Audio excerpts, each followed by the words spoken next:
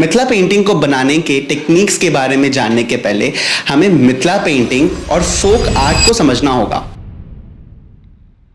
कोई traditional art forms का एक बड़ा हिस्सा है फोक आर्ट फॉर्म्स।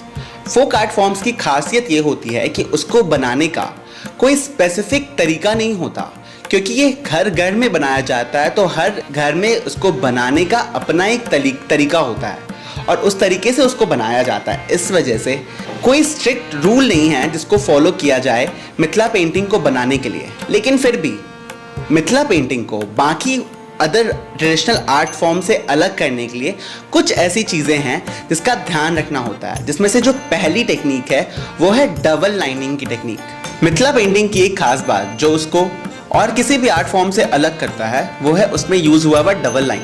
किसी भी मोटिव, डिज़ाइन, पैटर्न्स को बनाने के लिए डबल लाइंस का इस्तेमाल होता है। कुछ भी जो हम ड्रॉ करेंगे उसको हम डबल करेंगे। इसके पीछे एक स्पिरिचुअल रीज़न भी है और एक प्रैक्टिकल रीज़न भी।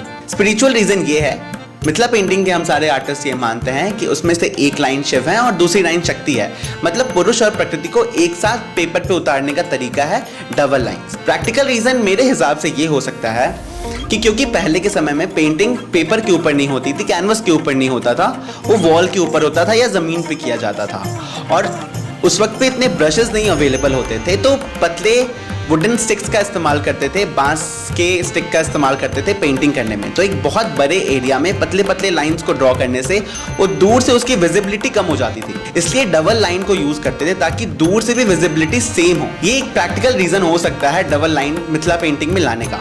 अब जब हम पेंटिंग के ऊपर आते हैं, सबसे इंपॉर्टेंट चीज़ जो हमें दिमाग में रखनी है वो ये है कि जो भी हम बना रहे हैं उसके पीछे हमारा आइडिया क्या है, हमारा मोटिव क्या है। उसके हिसाब से हम अपनी पेंटिंग के अंदर में सारे मोटिव्स, डिज़ाइंस और डायग्राम्स को चूज कर सकते हैं। फॉर से अगर हम कोई ऐसी पेंटिंग बना रहे हैं जो एक्वेटिक लाइफस्टाइल को डिस्क्राइब कर रही है, तो हम उसमें उस तरह के मोटिव्स का यूज करेंगे जो कि एक्वेटिक लाइफस्टाइल को डिस्क्राइब कर सके। लेट्स से हम उसमें ज़्यादा मछलियाँ बना सकते हैं, हम उसमें ज़्यादा एक्वेटिक प्लांट्स जैसे लोटस और लोटस लीव्स बना सकते हैं। मिथिला पेंटिंग का दूसरा इंपॉर्टेंट रूल है बॉर्डर्स। हर पेंटिंग में हम अलग अलग तरीके के मोटिव्स का यूज करके एक बॉर्डर ड्रॉ करते हैं। इससे पूरी की पूरी पेंटिंग को एक स्ट्रक्चर मिल जाता है और जो कि बहुत ज़रूरी है। बिना बॉर्डर के मिथिला पेंटिंग्स नहीं बनाई जाती हैं। अब हम बात करते हैं कलर फिलिंग की। अगेन मिथिला पेंटिंग में कलर फिलिंग के अलग अलग टेक्निक्स हैं। इन टोटल 5 टेक्निक्स हैं। बेसिकली 2 ऐसे टेक्निक्स हैं जनरली जिनका इस्तेमाल किया जाता है कलर फिलिंग में, वो है भरनी और कचनी। बात करते हैं भरनी की। तो भरनी आखिर होता क्या है? उसके नाम से हमें ये समझ में आ रहा है कि भरनी मतलब कलर्स को फिल करना। किसी भी स्पेस में कलर को भरने को हम भरनी कहते हैं। सो जनरली जब हम किसी जगह को किसी भी पर्टिकुलर कलर से बस फिल कर देते हैं तो दैट प्रोसेस इज कॉल्ड भरनी। वहां पे हम भरनी टेक्निक का यूज कर रहे हैं। दूसरा है कचनी। कलर को किसी पर्टिकुलर पैटर्न में फिल करते हैं अलग अलग लाइंस के थ्रू या अलग अलग डिजाइंस के थ्रू, तो उसको हम कचनी करना कहते हैं। हम ये कर सकते हैं कि हम एक पेंटिंग को सिर्फ भरनी का इस्तेमाल करके बना सकते हैं या फिर हम पूरी पेंटिंग को सिर्फ कचनी प्रोसेस के थ्रू बना सकते हैं। आजकल जो सबसे ज़्यादा यूज होता है वो ये है कि हम भरनी और कचनी को इक्वली डिस्ट्रीब्यूट कर दें पूरी पेंटिंग में और फिर उस पेंटिंग को बनाएं, तो उससे वो पेंटिंग सबसे ज़्यादा निखर कर आती है। आने वाले वीडियोज़ में हम बात करेंगे कि जितने भी टेक्निक्स के बारे में हमने डिस्कस करा अभी, बॉर्डर्स, डबल लाइन, कचनी, भरनी, इन सबको हम एक्चुअली में करते कैसे हैं। मैं आपको करके दिखाऊंगा कि इसके करने के क्या तरीके हैं, क्या ट्रेडिशनल तरीके हैं और हमने अभी मॉडर्न टाइम्स में कैसे यूज कर सकते हैं अपनी पेंटिंग्स के ऊपर। तो अब आता है फेस कलर और स्टाइल। मिथिला पेंटिंग में जो फेस हम ड्रॉ करते हैं वो बाकी सारे आर्ट फॉर्म से अलग ऐसे है कि आप जनरली देखोगे कि मिथिला पेंटिंग में जो फेस है वो हमेशा साइड प्रोफाइल की बनाई जाती है।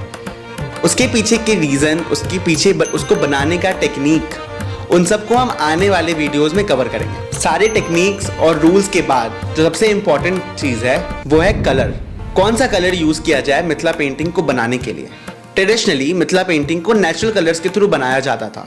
अभी के टाइम पे नेचुरल कलर को बना पाना और फिर उसको यूज़ कर पाना इतना ईजी नहीं है, इतना कन्वीनियंट नहीं है हम आर्टिस्ट के लिए। तो जो सबसे आसान कलर्स, सबसे कॉस्ट एफिशिएंट कलर्स जो मार्केट में अवेलेबल है हमारे लिए, वो है एक्रेलिक कलर्स। बहुत ईजिली आपको किसी भी आर्ट स्टोर में एक्रेलिक कलर्स मिल जाते हैं और उनको अप्लाई करना भी बहुत ज्यादा कन्वीनियंट होता है, चाहे फिर आप पेपर पे पेंटिंग कर रहे हो या फिर कैनवस के ऊपर पेंटिंग कर रहे हो। और क्योंकि एक्रेलिक कलर्स कंप्लीटली सिंथेटिक होते हैं तो उनकी ड्यूरेबिलिटी भी बहुत ज्यादा होती है, वो पेंटिंग को खराब होने का कोई स्कोप नहीं रहता अगर हम एक्रेलिक कलर से पेंटिंग कर रहे हैं तो। ऑन द अदर हैंड जब हम नेचुरल कलर से पेंटिंग करते हैं, अगर हम प्रॉपर्ली उसको सेव करके नहीं रखते हमारी पेंटिंग को, तो ऐसा हो सकता है कि विद टाइम वो पेंटिंग खराब होने लगे, उसका जो कलर है वो फेड आउट होने लगे। एक्रेलिक कलर्स के अलावा अगर हम पेपर का इस्तेमाल कर रहे हैं पेंटिंग बनाने के लिए, तो वहां पे हम पोस्टर कलर का भी इस्तेमाल कर सकते हैं कलर फिलिंग के लिए। पोस्टर कलर्स भी बहुत ज्यादा इजीली मार्केट में अवेलेबल होते हैं और उनको यूज करना भी ज्यादा आसान होता है क्योंकि वो जल्दी से सूखते नहीं है। बहुत सारी चीजें जिनके बारे में मैंने अभी वीडियो में बताया आपको, B it canvas, brushes, papers, colours, ये सारी चीजें आपको ऑनलाइन बहुत इजीली मिल जाती हैं। किसी भी साइज का कैनवस, किसी भी साइज का ब्रश, कोई भी कलर जो आप यूज करना चाहते हो अपनी पेंटिंग के ऊपर, वो आप ऑनलाइन खरीद सकते हो, या फिर अगर आपके आसपास में कोई आर्ट स्टोर है तो आप वहां से भी जाके ले सकते हो। तो इस वीडियो में मैंने वो सारी चीजें कवर करने की कोशिश की है जो मिथिला पेंटिंग को बनाने के लिए जरूरी है।